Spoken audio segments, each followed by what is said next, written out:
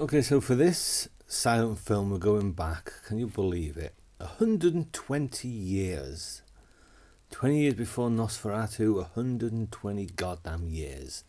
And it's a short film, 10-15 minutes long. George Méliès directed it. You may know him from the film Hugo. Directed it, starred in it, probably wrote it as well, but I don't know. A Trip to the Moon. Now, if people haven't seen this, you've probably seen the picture of the moon. It looks like somebody's face with, a plate of cream pushed into it and a rocket ship in the eye. You probably know that. And it is a bunch of people, scientists, professors, decide to go to the moon.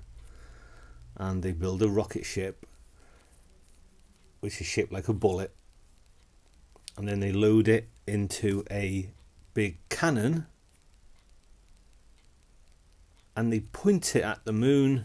And they light it, and then they land on the moon. They get out, and they go to sleep. Then they have adventures, and they got to get home.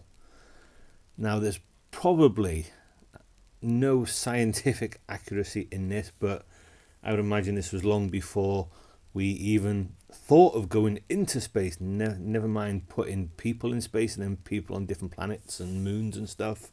So you have to let all that slide. You can't sit there thinking, oh, but they're on the moon. How can they breathe?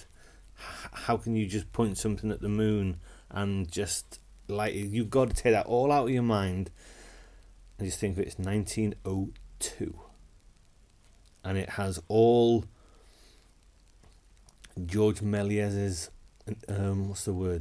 inventiveness, all of his creative juices flowing for this film. And it's, I can't say it's great, I can't say it's terrible, it's a piece of history, and it is well worth watching. As I said, 10 to 15 minutes, it won't take you long. There's there's a few versions on YouTube. You can watch it in black and white,